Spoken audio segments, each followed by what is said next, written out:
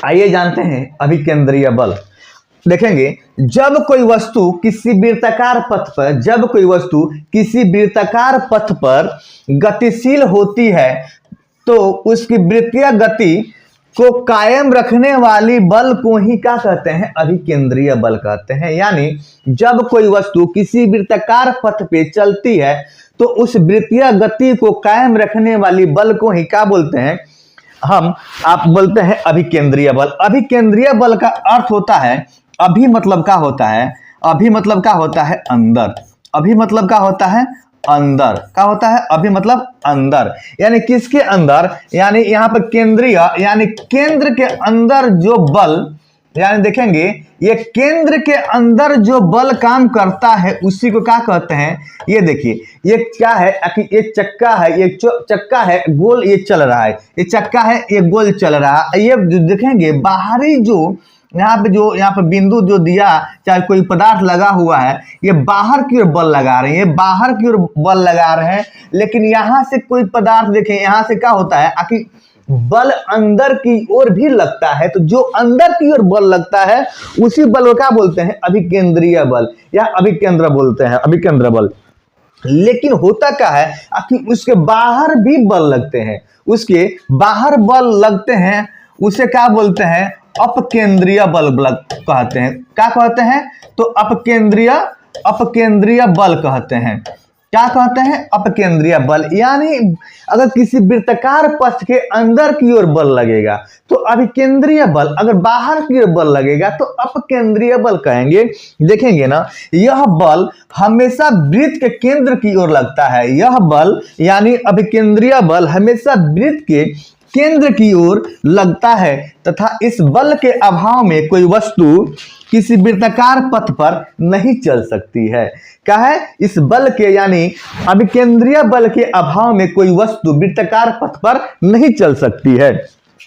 अभिकेंद्र बल को केंद्राभिमुख बल भी कहते हैं। यानी इसका दूसरा नाम क्या है? केंद्राभिमुख बल इसका दूसरा नाम है।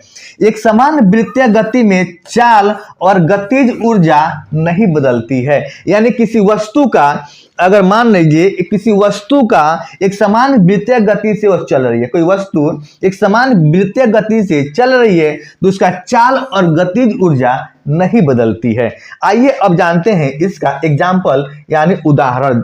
देखेंगे ना, आखिर मौत के कुआं में चालक द्वारा वाहन का चलाना। यानी मौत के कुआं में कोई व्यक्ति है और गाड़ी चलाता है।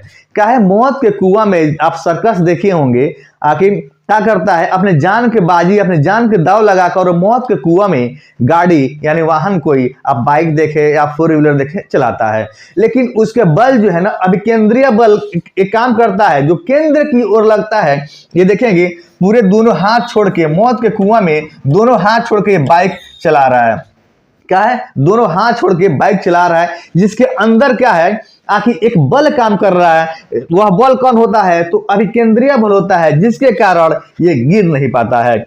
अगर बात करें सेम, तो नाभिक के चारों ओर इलेक्ट्रॉन के चक्कर लगाना है। ये नाभिक के क्या होता है? चारों ओर जो इलेक्ट्रॉन ये क्या है?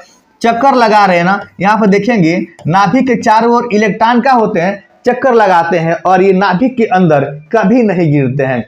तो कि क्या है? एक समान वृत्तीय कक्षा में यानी वृत्तीय गति हमेशा क्या होते हैं कि लगाते रहते हैं। गति कौन? इलेक्ट्रॉन अपना गति लगाते रहते हैं। देखेंगे सेम कंडीशन आगे देखेंगे, किसी सड़क के मुड़ाव पर केंद्र की ओर झुक जाना।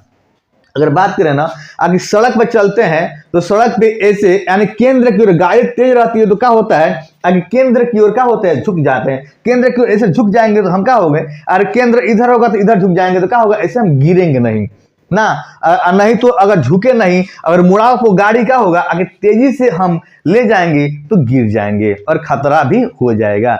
तो यहाँ ध्यान रखना है।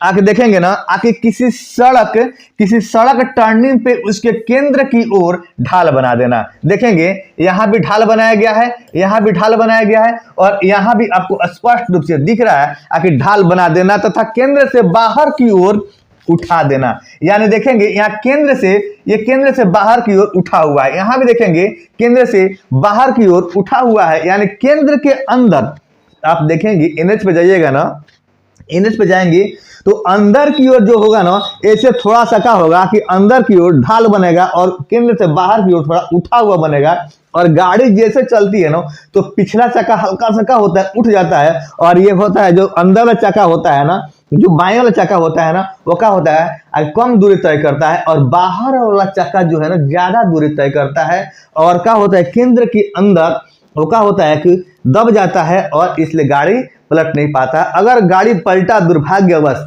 तो आप देखिए गाड़ी मैक्सिमम क्या होता है बाहर की ओर, देखिए तेजी से चलता है ना तो चक्का अंदर छोड़ करके, देखिए क्या क्या होता है कि चक्का क्या होता है कि पहले जमीन छोड़ करके और पलट जाता है।